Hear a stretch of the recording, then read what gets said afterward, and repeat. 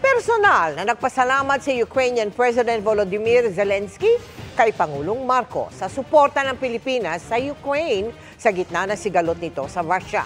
Inimbitahan din ni Zelensky ang Pilipinas para sa gaganaping Peace Summit sa Switzerland sa June 15. Nakatutok si Ivan Mayrina.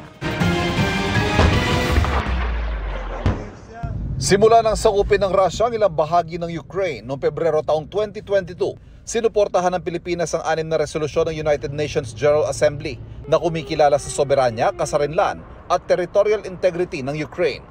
Ang suportang ito, personal na pinasalamatan ni Ukraine President Volodymyr Zelensky sa kanyang pagbisita kay Pangulong Bongbong Marcos sa Malacanang kaninang umaga. We are very thankful to be in your country and which supports Ukraine, our territorial integrity and sovereignty.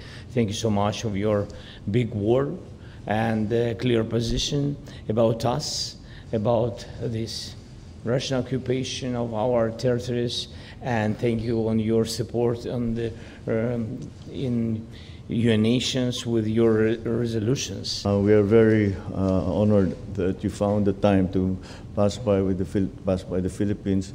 I know that the crisis in your country has occupied all of your attention and all of your time, and it is a great pleasure to meet with you.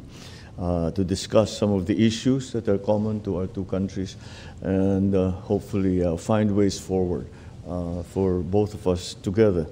Parehong dumalo sina Marcos at Zelensky sa Shangri-La Dialogue sa Singapore nitong Sabado, kung saan naroon din ang mga leader at defense officials sa ibang mga bansa.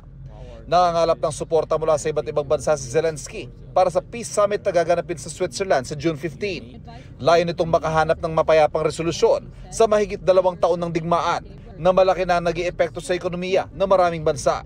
Kinumpirma na ng Malacanang na lalahok ang Pilipinas sa Peace Summit. Pero ang ilang bansa tulad ng China na kilalang kaalyado ng Russia, nagdeklara ng hindi sila dadalo rito. Bilang pagkapakita ng suporta sa Ukraine, sinabi ni Pangulong Bongbong Marcos sa magpapadala Pilipinas sa mga mental health workers para sa mga sundalo at sibilyang patuloy na humaharap sa digmaan doon. Sa pagbubukas ng embahada ng Ukraine sa Pilipinas ngayong taon, inaasahang mas iigting pa ang ugnayan ng dalawang bansa. Para sa GMA Integrated News, Ivan Mayrina, nakatutok, 24 oras. Ang one-on-one interview ng GMA Integrated News kay Ukrainian President Volodymyr Zelensky, abangan lang po mamaya-maya.